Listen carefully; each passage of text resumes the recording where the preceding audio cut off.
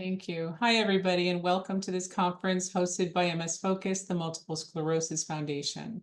I'm your host, Deborah Foreman, the Educational Programs Coordinator for MS Focus, and I'm joined by Marie Namey, who will be talking to us today about MS and bladder health. After her presentation, we'll open it up to your questions and comments.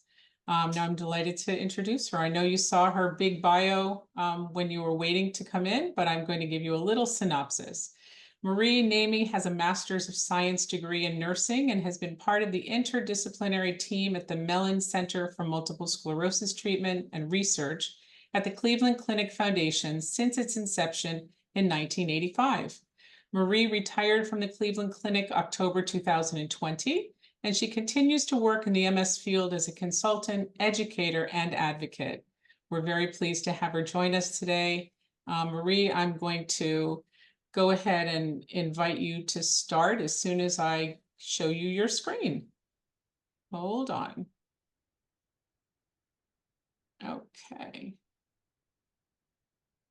There you go.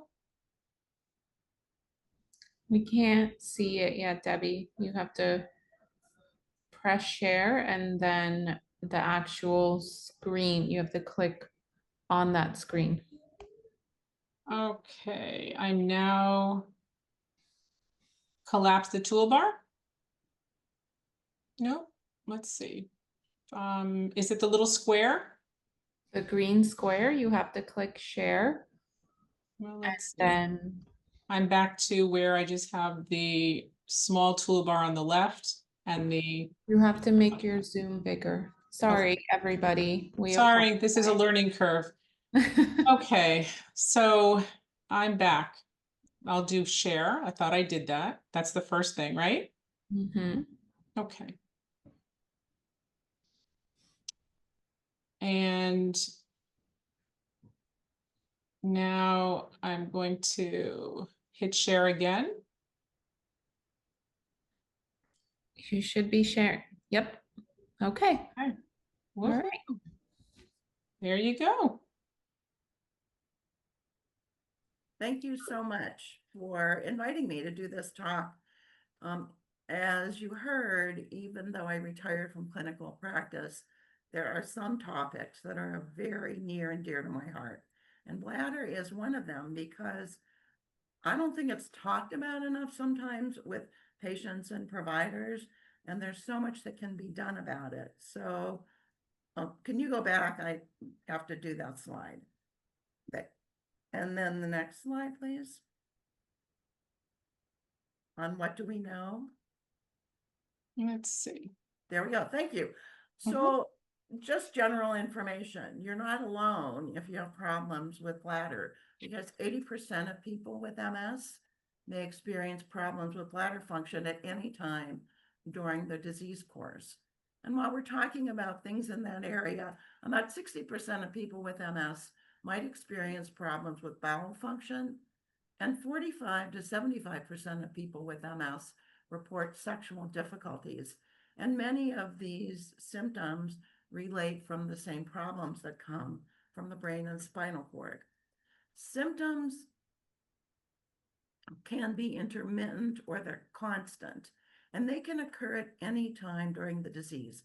Sometimes, actually, bladder problems are the hallmark sign that there is something wrong in the central nervous system, and bladder symptoms are the first symptom of MS. We know that these symptoms are unpleasant, they're distressing, and negatively affect quality of life. And I'll be talking more about that in a few slides. They can be psychosocially disabling, causing people to stay home, not hang out with their friends and family, and enjoy the things that they used to enjoy. Most symptoms, however, are manageable for most individuals after proper assessment and evaluation and management. Next slide. So why do we care? Well, a comprehensive evaluation of bladder and bowel problems by experienced healthcare professionals and motivation on the part of the person who has MS can result in successful management of these symptoms. Next slide. So there's a patient-reported group called NARCOMS. It's the North American Research Committee on Multiple Sclerosis that was founded through the consortium of MS centers, and a survey that they did of 9,700 people, not a small group, found that 65% of those patients reported moderate to severe urinary symptoms, most commonly urinary urgency, meaning when you gotta go, you gotta go. And what they found is that the longer that people had the MS, and as they had increasing physical disability, that correlated with increasing bladder symptoms. So basically, the conclusion of that survey was that there were high rates of overactive bladder symptoms in people with MS, and they correlated with increasing disease duration and physical disability. But despite an increasing awareness of overactive bladder symptoms and the need for evaluation and treatment, many people remain underserved. And so that always intrigued me. Like, why don't people talk with their healthcare providers about these issues? Well, one reason patients say is because they don't feel comfortable. This is a pretty intimate event, and they don't feel comfortable talking to their neurologist person about bladder problems because sometimes they think, well, the neurologist may not be interested in bladder problems. They're interested in MRI reports, disease-modifying therapies, and perhaps a million other things. Or maybe their neurologist, healthcare provider doesn't have expertise in managing these symptoms. Sometimes people don't even realize that bladder problems are the result of MS. And so they think, well, it's not appropriate to bring up at this particular time or visit with my healthcare providers. On the flip side, let me tell you, many providers are not comfortable with bladder issues. They feel that there are other things that are important to talk about, and bladder issues just sort of go by the wayside. They don't feel as equipped to manage these symptoms as well. I think certainly the nurses in some of the MS centers have more information about how to help people who have MS, and the physician that has the most information is probably a urologist, and many people are referred to a urologist or a specialist for bladder problems. Next slide. So why does bladder function matter? Well, bladder symptoms, particularly if you're not emptying your bladder, increase the risk for urinary tract infections. And you know, if you have an infection, if something else is wrong, it can negatively affect other MS symptoms. So many people, when they develop a bladder infection, have more fatigue, more numbness, more tingling, more weakness. It's not necessarily, or it's really not, that they're having an MS exacerbation. It's that they have a bladder infection that's causing their body to react in that way. Bladder symptoms negatively affect self-esteem. People just don't feel good about themselves if they are constantly worried about bladder leakage or trying to find a bathroom. Bladder symptoms negatively affect self-confidence and a sense of personal dignity. And as I mentioned earlier, can contribute to isolation. People just don't feel comfortable going out again. Bladder symptoms interfere with sleep. Oh my gosh, I got to get out of bed again to go to the bathroom, and again and again. And then if you can't get back to sleep, or if you're not getting into deep sleep, you have more fatigue. Bladder symptoms interfere with productivity at home or at work. I can't tell you how many letters of reasonable accommodation I used to write for my patients who were school teachers who needed to be close to the bathroom at work so that they can comfortably get to the bathroom in time. Bladder symptoms also impact comfort and confidence during sexual activity. People are worried about a little leakage, or maybe more than a little leakage. And definitely, bladder symptoms may result in decrease in fluid intake, which overall is basically unhealthy for general metabolism, and it may cause more problems like constipation and dryness of the skin. Next slide. So a little joke on my part. So one of the reasons I guess we don't talk about these symptoms as much as the bowel and bladder are not as elegant an organ as the brain. And you see here the physician leaning over a patient saying, you have brain damage. Okay, my idea of humor. Next slide, please. Okay, so let's talk about where bladder symptoms come from. So we know that MS affects the brain and the spinal cord. In the brain, we have 12 cranial nerves. One part of the brain is called the pontine micturition center. And that area of the brain gets activated when the bladder fills or gets urine in it, and it says, gotta go, gotta go, gotta go. And that can be disrupted if you have MS lesions. The actual function of the bladder comes from the spinal cord, the cervical nerves, and the thoracic nerves, not really those lower nerves in the lumbar and sacral area. The sacral area nerves actually are the ones that control the bladder. But if you have MS, I don't know if you could see my pointer, but I'm pointing here. If you have MS in the spinal cord, in the cervical area or the thoracic area, it could impede the nerves as they come down the pike and negatively affect how the bladder is working. Next slide. So I don't know if you guys do Wordle, but there is this connection between brain and urine that I accidentally found. So I started off with the word brain, and then I worked down the line, and it ended up with urine, and that was right. And I thought it was funny, so you get to see it too. Next slide, please. Okay, so let's talk more about bladder physiology. So we drink fluid, glug, glug, glug, it goes into our stomach, and then it gets filtered through kidneys. Most of us have 2 kidneys. They're really located closer to the spine than they are toward the front of our body. And then there's the tubing, the ureters that come down into the bladder, and urine sits in the bladder until we're ready to expel it.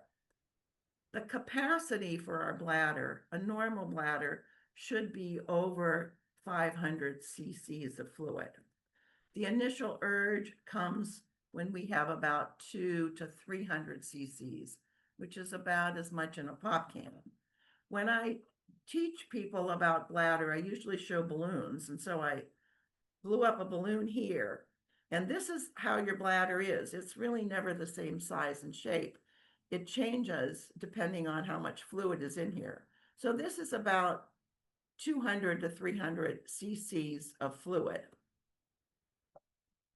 When people who have MS need to go, they only have this amount of urine in their bladder, which is about maybe 100 or 150 cc's, and they get that urge to void.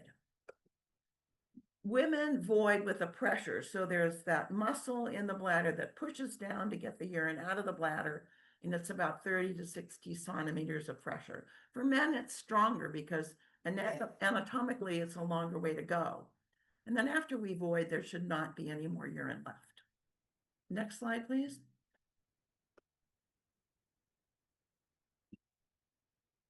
All right, not to be too graphic here, but you got to know about this. So on the left-hand side of your screen is female anatomy. And you can see this ovoid shape here is the bladder. And the bladder is really about a ½ inch away from the outside world, probably accounting for the fact that women get more bladder infections than men because it's so close to the exterior area.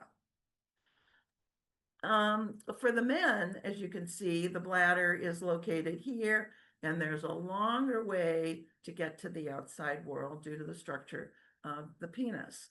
Men don't often get bladder infections, but certainly if men do get bladder infections, that's really a sign that things need to be looked into. It's not unusual for a woman to get 1 bladder infection a year, but 2 or more bladder infections a year really needs to be investigated. Next slide, please. Thank you.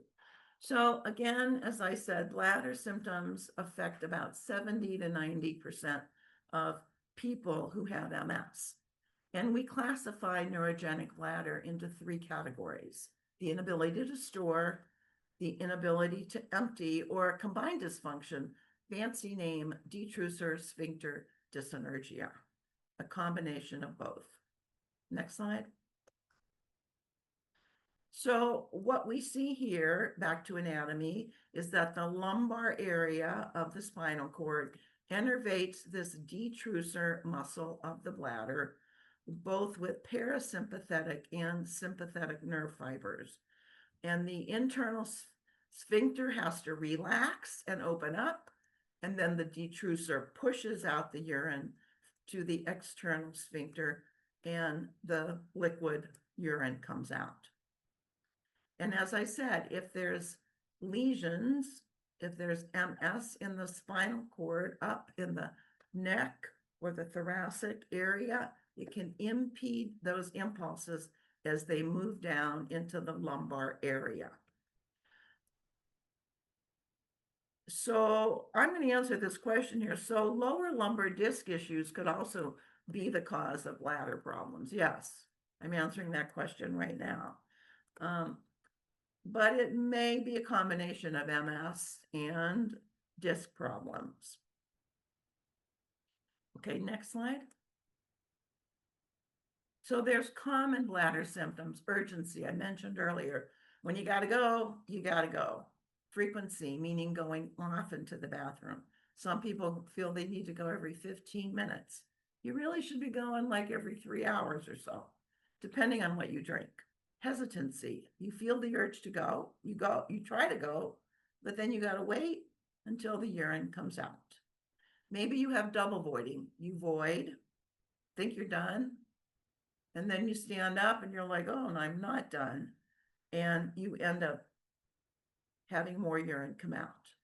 Involuntary urine or incontinence is a frequent episode because that detrusor muscle gets so overactive, it just shoves down the urine out of the body. Nocturia is the term we use for waking up at night to go to the bathroom. Urinary tract infections are also common, and dysuria occurs, which is painful urination. Dysuria usually occurs in light of urinary tract infections. It usually is not a single symptom due to MS. Next slide. Okay, so normal bladder, your bladder fills, you get the urge to go to the bathroom, you go to the bathroom, you have enough time to go to the bathroom, and you urinate when and where you want to, and you pretty much empty completely. The MS bladder, the filling sensation is impaired. It's too early or too late, and you get urgency, that sudden need to void. Maybe you leak on the way to the bathroom, or maybe when you get to the toilet, there's an effort to urinate. You're unable to initiate the stream, or you're unable to empty your bladder completely. Next slide. So there's many daily life consequences of bladder dysfunction. As I mentioned earlier, people are afraid to go away, go out of their home. They do what we call bathroom mapping. Wherever they go, they know exactly where the bathrooms are. And I'm sure many of you people on this call tonight do that. If you're going to a restaurant, you want to sit at a table that's near the bathrooms. If you're even flying somewhere in an airplane, you may want to be on a seat that's closer to the restroom. So you map out where the bathrooms are. Maybe you have more laundry to do because your bladder is working overtime and you never know when you're going to leak, and maybe you wear pads and maybe you don't wear pads, but the urine comes out when you don't want it to. I remember one gentleman, a patient of mine, he was a baseball player. He had played in the minor leagues actually, but his MS unfortunately took him out of that, playing baseball. But what happened is he was a stay-at-home dad and his wife worked, but he was leaking urine. Well, he calls me one day in a panic. He's like, he asked me how to do laundry because he wanted to get his laundry done before his wife came home from work because he really didn't want her to know that his bladder problems were getting worse. Next slide. So many effects of incontinence: social isolation, which can lead to depression. You're not hanging with your friends or your family and you're alone. You might just become depressed. I mentioned earlier, if you're waking up at night often, if you have nocturia, it can lead to fatigue. Bladder symptoms: not enough sleep, bladder infections can lead to an exacerbation of MS symptoms.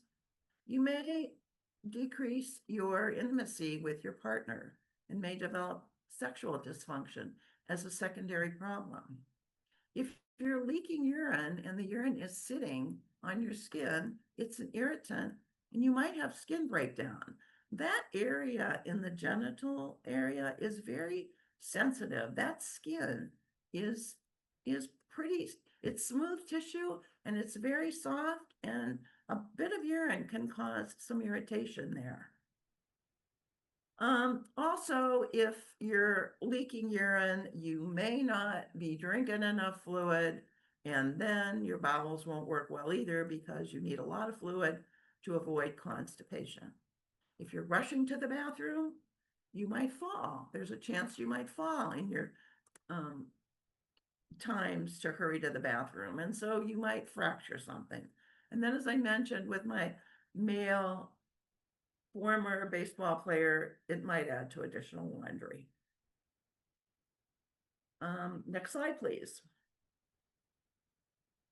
So neurogenic bladder, as I mentioned, is inability to store, inability to empty, or combined dysfunction.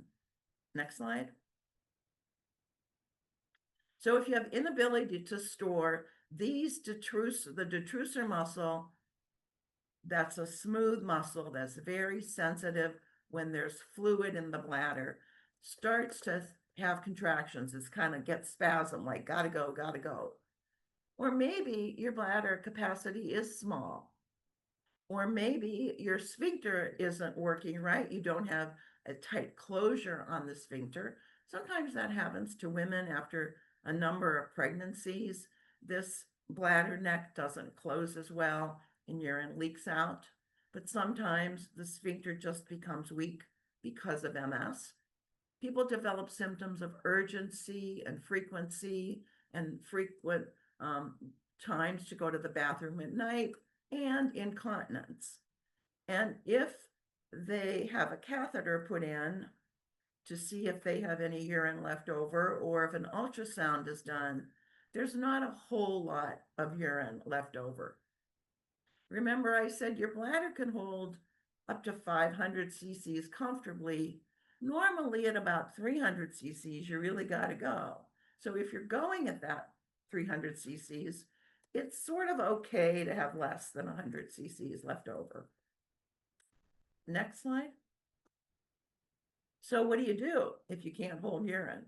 Well, I've seen some chats come in. People say they limit fluid intake. Yeah, we know that. Not a good idea, because we need fluid, especially now in the summertime with the hot and humid days. You know, we tend to lose fluid and don't even realize it in other ways. Perspiration can take out a lot of fluid from our body.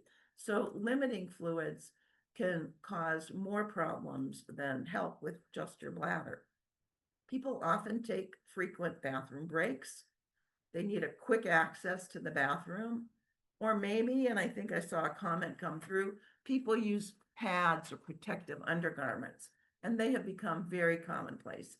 There's like a whole row in the grocery store or in the drugstores with all kinds of protective garments.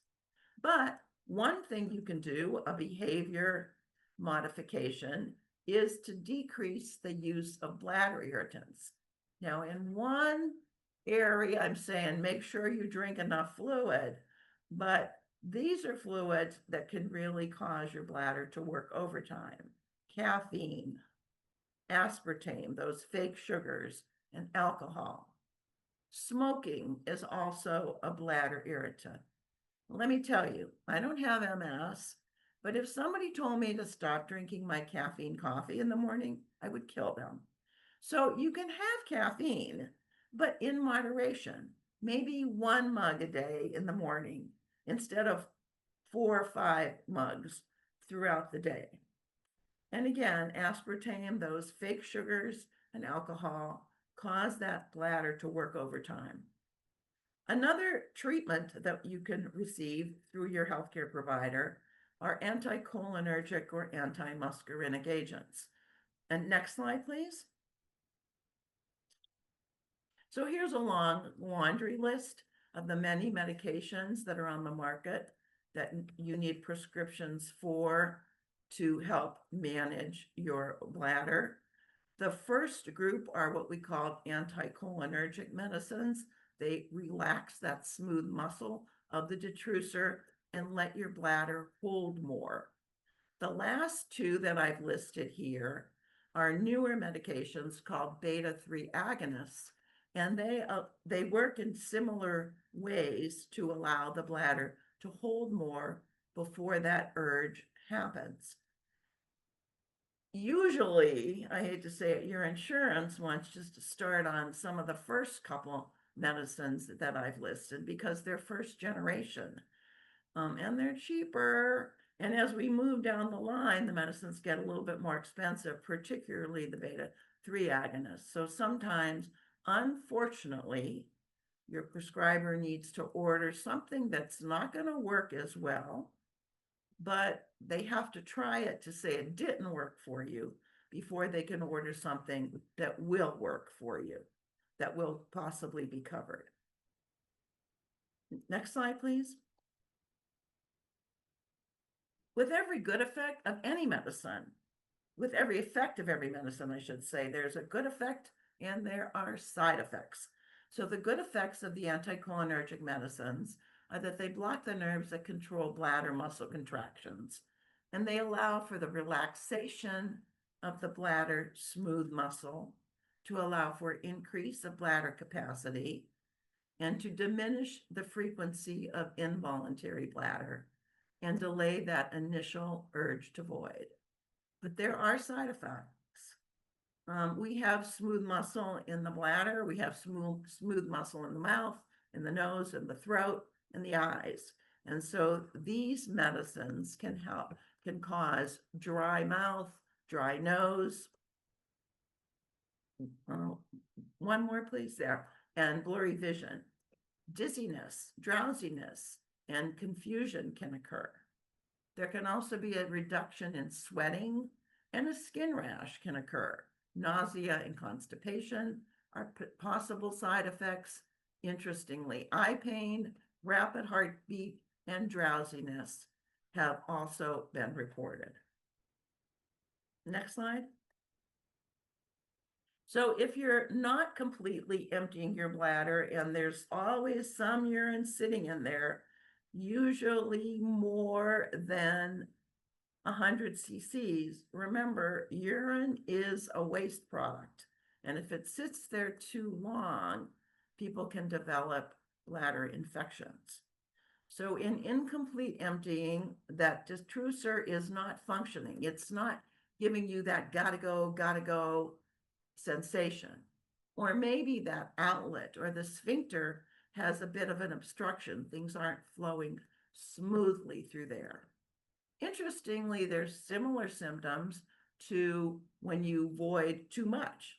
People could have urgency.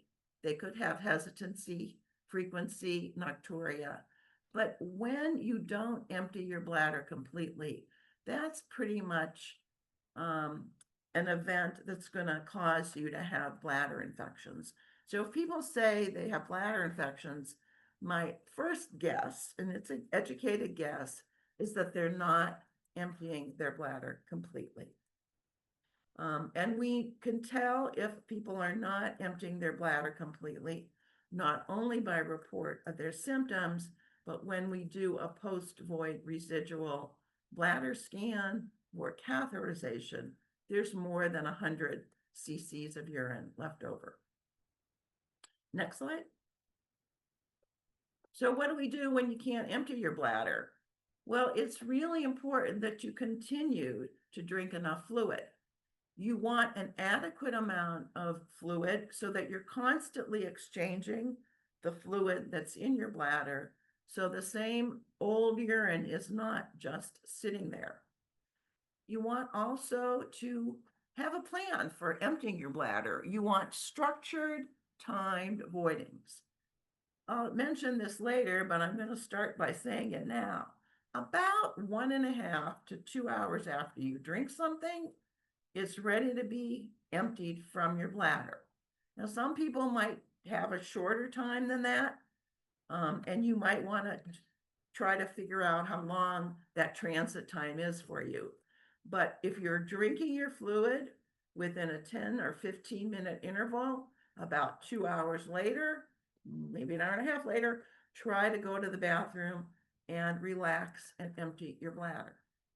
People also have used intermittent catheterization to mechanically or through a plastic tube or rubber tube get that urine out of the bladder so it's not sitting there.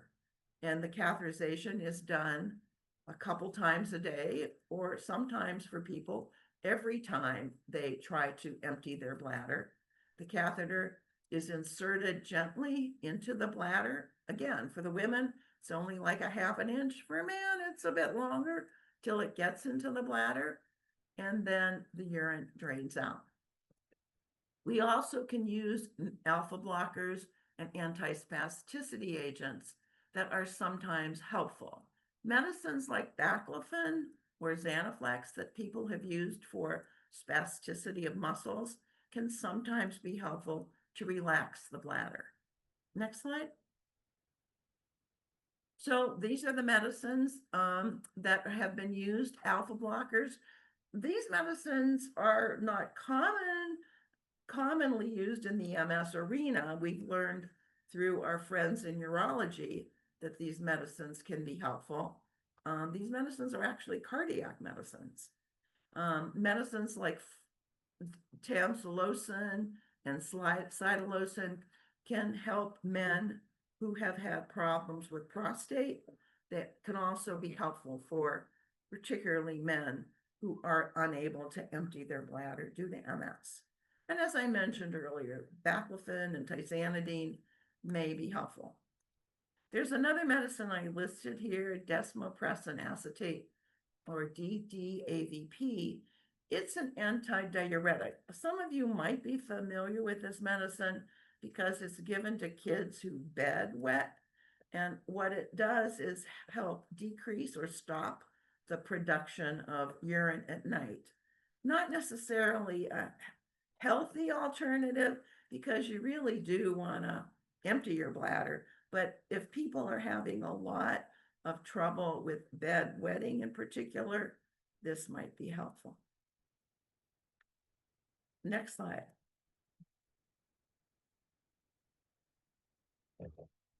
So if you have the combined dysfunction, which is inability to empty and inability to store, you can have a whole bunch of different symptoms: urgency, frequency, involuntary urine, nocturia, and bladder infections.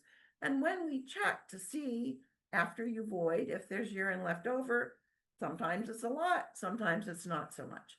And so really this combined dysfunction can only be diagnosed by this fancy test called urodynamics that is done in a urology office. Next slide. The treatments for combined dysfunction are, as you might guess, a combination of medicines and intermittent catheterization. Next slide. Oops. One more after that, and one more after that. Again, we get to the picture of there we go, the sample bladder diary. So, people say my bladder's not working well when we ask them questions about how often do they go or what triggers their bladder.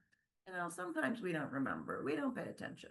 So it might help if you're going to report your problems to a healthcare provider in particular, or if you're going to do some self-help measures, to download a diary from the internet and then keep track. When I drink this then I pee then. When I drink this amount, then I have to pee later. That kind of event. And you might want to keep a bladder diary for a couple days and then do a self-assessment. Do your own little research on yourself as to how your bladder's been working. Next slide. Also, we have to look at how people are moving around and what their abilities are. You know, if you're using a mobility aid, you're using a walker or a rollator or a wheelchair, it's going to take you a little bit longer to get from where you are to the bathroom. You have to take that into account. Balance issues are very important. If you have spasticity, that may affect how comfortable your bladder is, particularly for men. So I often suggest that men do what women do, sit when you're trying to empty your bladder, because then your balance problems and that stiffness you might have in your legs are a little more relaxed and easier to control. If you're sitting, your bladder is able to empty a bit better. Upper body strength and lower body strength are also considerations. The ability to self-transfer. If you have to have someone help you to the bathroom, again, that's another big consideration about how you try to manage how your bladder's working. We all know that heat can oftentimes slow us down. And so if you're overheated, you might be moving slower, you might have more spasticity, your bladder might be working a little more crazily. Same with fatigue. Also with cognition. If it takes you a little bit longer to think about, oh, wait, I gotta go to the bathroom. Oh, where is the bathroom? Oh, I have to unzip my pants and unhook my belt and do all kinds of things before I try to empty my bladder. Next slide. Clothing is a consideration.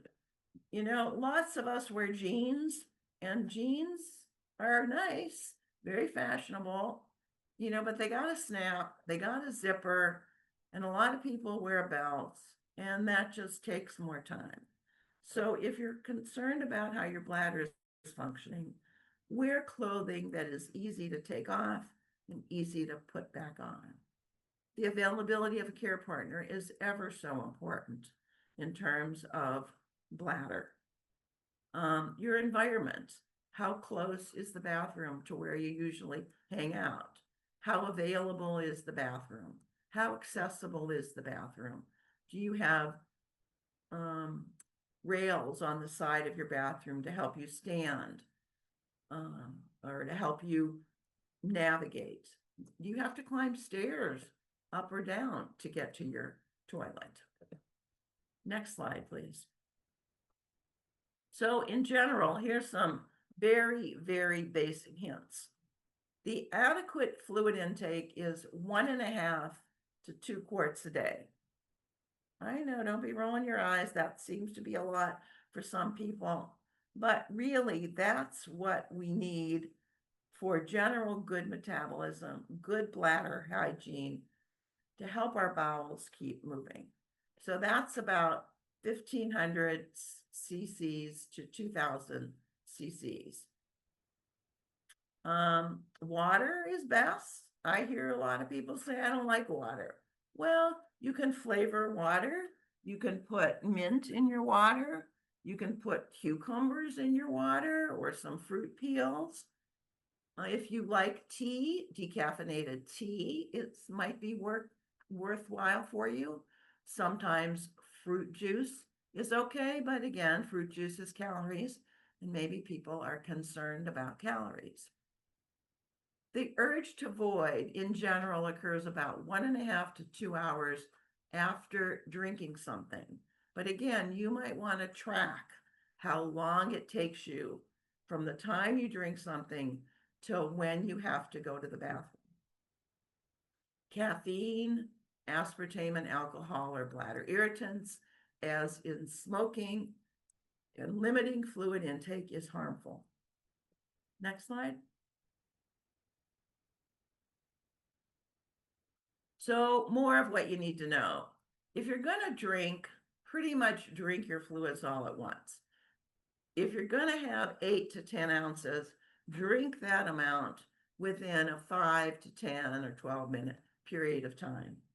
Because if you sip, you take a little sip here, 10 minutes later, take another sip, 10 minutes later, take another sip. As little amounts of urine trickle into your bladder, you're going to feel the urge to go. You might have to go more often. Stevia is better, is the best fake sugar of them all. The pink packet is the worst. The blue and the yellow packets are aspartame, so they may cause your bladder to work a little overtime. All right, so you're going to drink your fluids all at once. You're going to try to calculate how long it takes that fluid to get into your bladder. You're going to stop drinking fluids about 2 hours before you go to bed. And then you're going to void right before bedtime. You might want to void and then stand up and try to double void. Get any extra urine that might be sitting around in your bladder. So it's really not normal to leak urine, wake up more than once at night to void, or have frequent bladder infections. And I know people accept a lot in terms of how their bladder works, but really you don't have to. There are many interventions that might help your bladder work more in your favor. I mentioned earlier to improve bladder emptying by sitting rather than standing. If you have a bladder infection, you might not have the typical bladder infection symptoms of smelly urine, darker urine. What might happen is that your MS symptoms are worse. Your spasticity might be worse. Your fatigue might be worse. You might feel that you have an exacerbation. Often when patients would call and say to my secretary, I've got to talk to Marie, I think I'm having a bladder infection, or I think I'm having an MS exacerbation. She would say to them, have you had any change in how your bladder works? And they'd say, well, yeah, how do you know?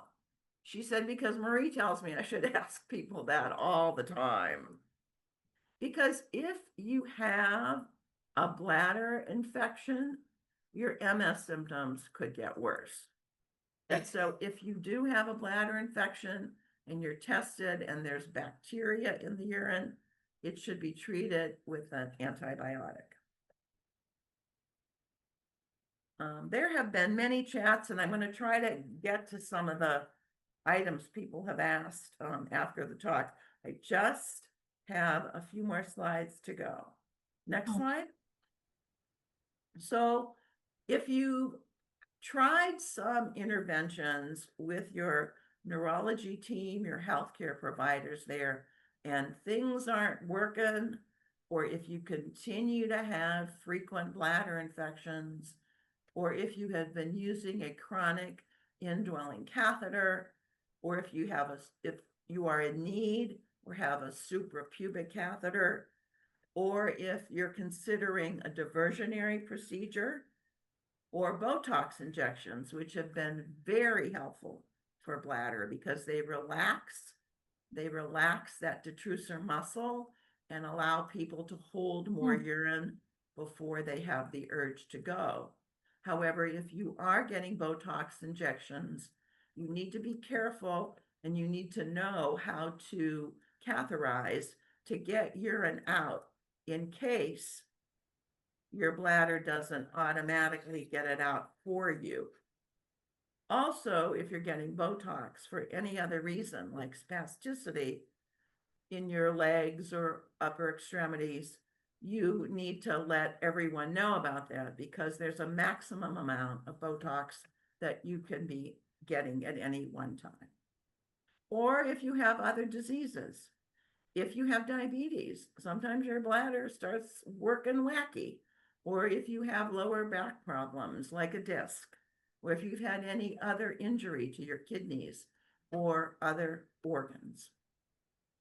Next slide, please. So symptom management in MS is really a multidisciplinary approach, and it can maximize outcomes for people with MS. We use pharmacologic and non-pharmacologic interventions for many symptoms. Sometimes there's a physical therapist who can help you with improving your pelvic floor muscle so that it can strengthen the muscle that's holding your bladder to allow you to have better control. And sometimes we need to try something and then reassess how it's working and adjust the interventions for waxing and waning symptoms. Next slide. Back one, please. So in summary, oh, the next one, please. Bladder concerns are common in MS and negatively affect quality of life. But after proper assessment and intervention, these symptoms can be managed. So I urge you, just start the conversation. Thank you. Fabulous. Wow, let's stop sharing. Okay. Okay, wow. There's a reason. Mhm. There's a reason you're known to be the best. Well, Wow, you have such incredible information for everyone. And the way you present it is mind-blowing, really. thank you. There were a number of chats. Can I look at them? and There see? is. I Right. actually have we have some in the Q&A, we have some in Okay, the okay, we chats. could do that. Let's try to get to as many as we can. Okay. How about if I start? Let's go. We'll do one chat. Normally I ask everyone to put everything in the Q&A area so that it's easier. We could just go down the line. But I see they're in both. So we're gonna Okay. hopefully people have not put them in both, the same question in both, because we're gonna see them both. But let's start with the first one. If Okay. all of a sudden you have an increased bladder issue due to an infection, coughing, etc., increased urgency, low volume, etc., can this resolve? And previously had more retention issue, so this has effectively reversed. Doesn't help with menopause added in. Yeah. When bladder symptoms come, they come for a reason that there's, likely MS, but menopause, pregnancy, childbirth can all affect that very, very sensitive organ. And so it's worthwhile to have an assessment to really see what's going on so that you don't develop more problems down the line. You don't want to develop more bladder infections for sure. You don't want to be necessarily going to the drugstore and buying pads all the time. Typically, when you say you cough and sneeze and you have leakage, that's a woman's sign of a weak sphincter area, and sometimes that can be helped, by putting in a little collagen in that area. Camille said that once she treated the sleep apnea, it really reduced her bladder issues. Oh, Interesting. I'd love to hear that. Yeah. Yeah. And she also said that she thinks that her fibroids are pressing on her bladder and the MS has more reasons to be annoyed. Okay. Yeah. So Alex says, do bladder and bowel problems typically come hand in hand because bladder may be noticed more so since urinating is a much more common activity? Personally, he says, I have noticed that during urinary urgency, attempting to pass gas or have a bowel movement will alleviate some of the bladder urgency. Okay. If you go back mentally into that picture I had of your bodies, the bladder and bowel are located in relatively close proximity of one another. And so if your bowel is full, it can be pressing on the bladder, causing you to feel like you need to empty. It's kind of like when you have a baby and sitting on your bladder, it's causing more pressure on the bladder and you need to go more frequently. You can't hold as much. Bladder and bowel symptoms don't necessarily go hand in hand, but both of them are very common in MS. Thank you. Alex says for himself, while doing the catheter test at the urologist, spending additional time with the tech was important and fully describing their MS and urgency scenarios. There was not an immediate result, but while they were filling their bladder, but eventually it did show a hyperactive bladder neck. So, and then somebody said Botox. I guess they want you to know that that worked. Botox So, can be very helpful, right? Yeah. Let's see. Camille. She also thinks that her fibroids are pressing on her bladder, MS, more reasons. How commonly is tamulocin used to treat urgency for US MS men versus the more traditional Botox injections? Right, it's not, tamsulosin is not used as frequent. Mostly it's used more comfortably by a urologist than a neurologist. If your neurologist or healthcare team in your MS office is prescribing medicines for your bladder, they're more comfortable using the standard medicines, the anticholinergic and the beta-3 agonists. Thank you. Feelings on unisuck external catheter can cause more infections? An external catheter may not necessarily cause more infections. I mean, you want your genital area to be clean. If you're using an external, and they're like a condom, catheter, they need to be changed. Maybe twice a day, just to make sure that you're not causing any additional bacteria. Like I said, for men, it's a longer way from the outside world into the bladder. But you want to have good hygiene no matter what.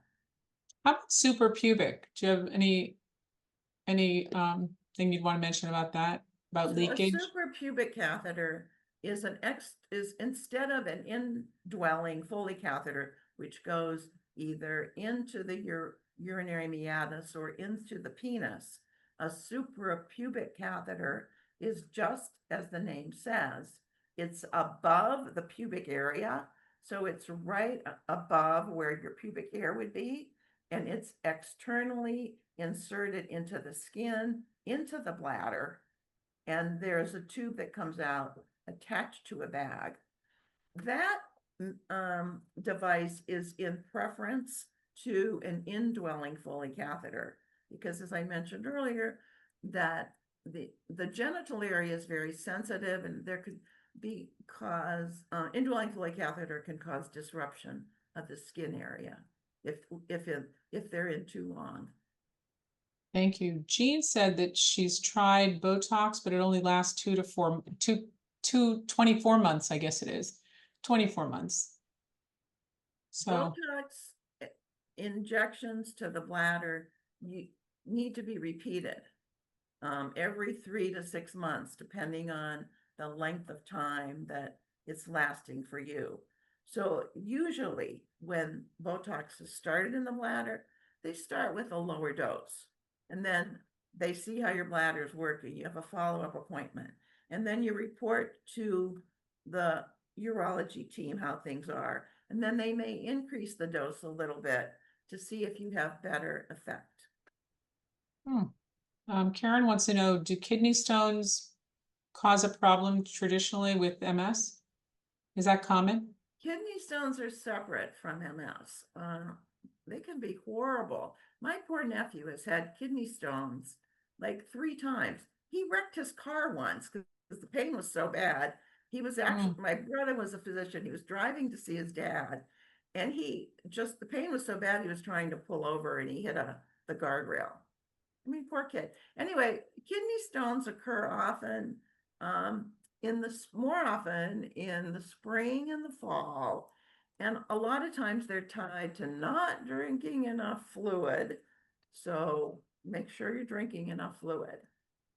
Yeah, and there's people that are saying that, they carry a bathroom baggie with them with all their supplies.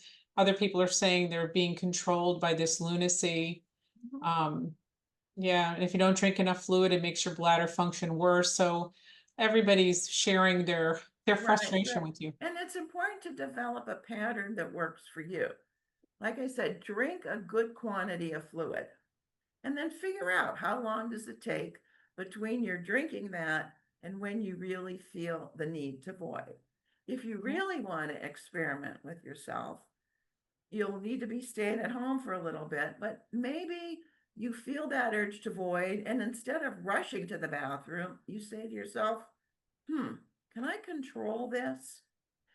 Because sometimes the hurrieder you go, the more that detrussor's like, gotta go. And it makes things worse.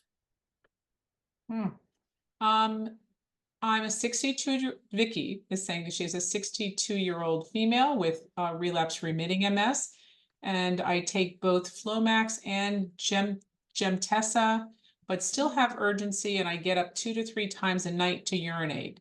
Do you think that I should contact my neurologist about increasing my dosage? He prescribed both drugs for me. First Flomax, and about 6 months later, he added Gemtesa. Yeah, you probably need another assessment of how your bladder is working. So definitely report it. You know, if you're not satisfied with how things are working, then definitely report it. It sounds like your provider is actively trying to help. They've made some great suggestions and prescriptions, so they would like to hear about that. And somebody said that they urinate about 2 to 3 times a night as they have to take medicines after 9 o'clock. So what should they do? Okay, if that's the scenario and you have to take medicine after 9 o'clock, I would just really take the medicine with a sip of water. I wouldn't go in deep. That's the only time I let you sip on water or a fluid. Another thing, you might put your medicine, a pill or whatever, in applesauce and just let it slide down with applesauce or Jello. Jello is a liquid, because anything that melts into a liquid is a liquid. And then again, try to void, empty as best you can before you go to bed. Stand up and try to then sit back down again to maybe shake out whatever's left in your bladder. And maybe it'll help. Thank you. What is the diversionary procedure? So diversionary procedure is a very interesting event. Again, instead of using a catheter in the genital area, a diversionary procedure is that a hole or opening is made around the belly button, or in the belly button, actually, depending if you have an innie or an outie belly button, and you catheterize right through the stoma there. And so individuals who have a lot of spasticity in their legs, or who have difficulty separating their legs for a catheter, and still have some hand dexterity, can use the catheter into their diversionary procedure and empty their bladder. Interesting. We are sort of at the end. Do you have a couple seconds to go with a few more? Absolutely. Okay. So Babs said that her bladder and bowel, I guess it's physician advised her to experiment with excluding certain foods that may be aggravating the bladder, like tomatoes, spicy foods, citrus fruits. But the dietitian said there is no such thing as foods irritating the bladder. Who's correct? Oh, yeah. So I mentioned that there are some fluids that irritate the bladder. Sometimes, to be honest with you, there are some fruits, and tomatoes are fruit, that the acidity can, the liquid part of the tomato, if you will, can affect how your bladder functions. Foods in general, though, like meat, no, doesn't affect. Fish doesn't affect how your bladder works. Fish can sometimes affect the odor of your urine. And we know this for some individuals, asparagus can affect the odor of your urine, but it doesn't really affect how your bladder is working. Interesting. Alex said that I had one clarification about bladder bowel issues stemming from lower lumbar nerve damage. Is Mhm. that the sole source of MS bladder bowel? Or are there areas of the brain as well? I think that was covered in one of your early slides, but she forgot. He forgot. So the bladder is affected by the pontine micturition center. Micturition is fancy word for urination. But the bowel is more of, and the spinal cord. The bowel effect comes from the spinal cord. There's not an effect with the brain necessarily. Okay, thank you. Why would somebody need to pee when they brush their teeth? That's an interesting question. Sometimes it's the not that you're brushing, or that could happen, but if you're running water, sometimes that's a stimulant for people. And actually, it's a trick for some people who have trouble voiding, or people who have a tendency to have hesitancy and not feel that they can relax their bladder.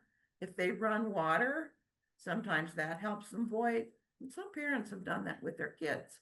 Or if you run water over the inner part of your thigh when you're sitting on the toilet, that can help stimulate the bladder to empty. Or I have told people pee in the shower if that helps, because water can stimulate. The drains pipes are all the same. The toilet tends to be near the shower. You may not want to tell your spouse what you've done, but I give you permission. Yeah, I don't know too many people that don't pee in the shower, Yeah, quite honestly. yeah. They may But not don't, admit it. but don't pee in the pool. Yeah, yeah, Oh my goodness, yeah. people won't admit they do it, but they do. Right, right.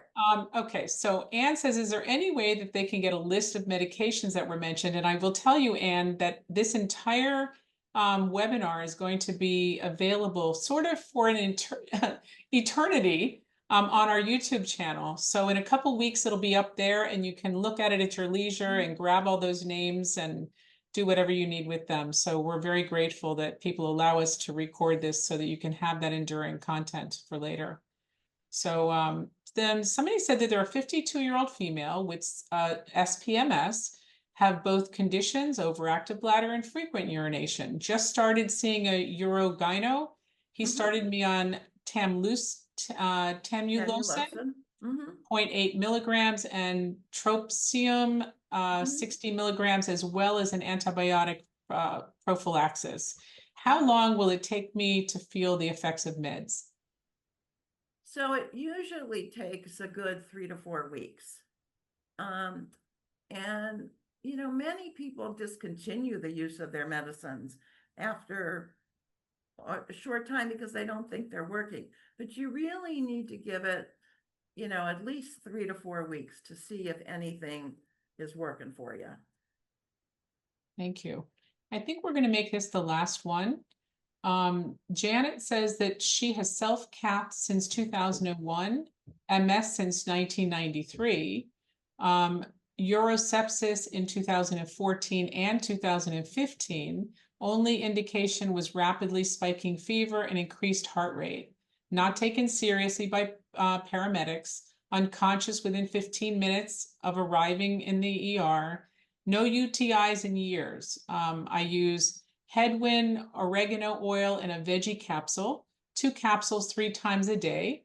Years back, I had so many UTIs that I became antibiotic resistant. The biggest challenge these days for her is urinating every hour during the night for 8 to 22 seconds as she counts while using the catheter.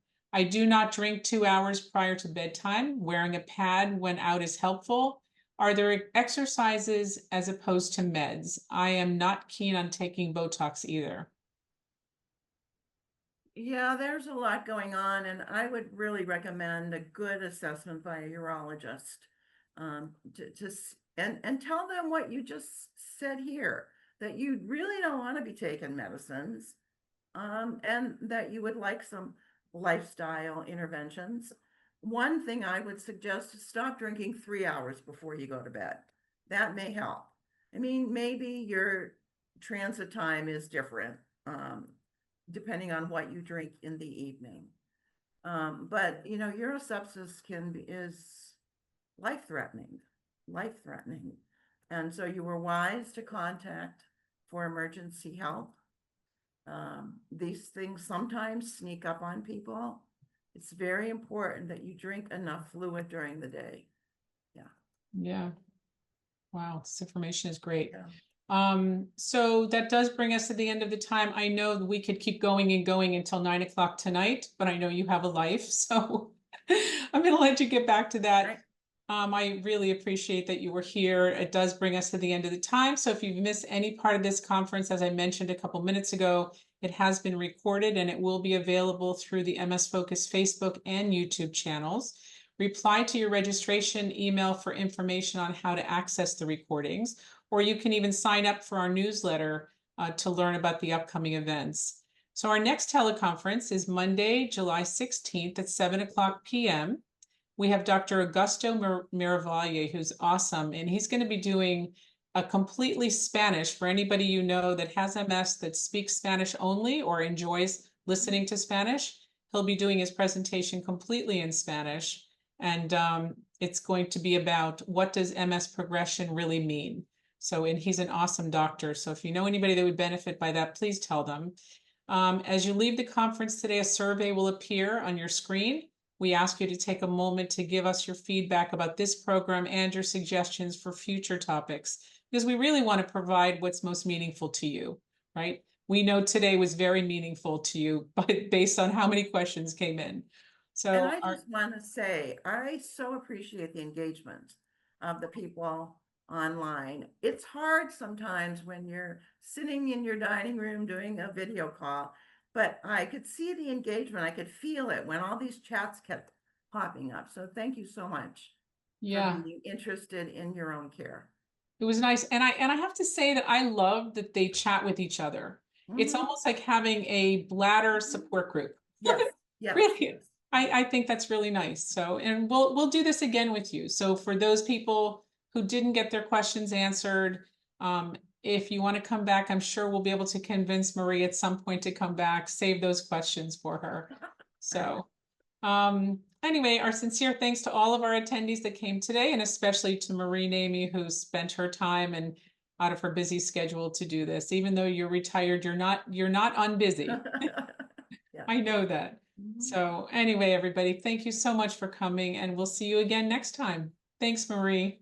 Thank you. Good night, everyone. Bye.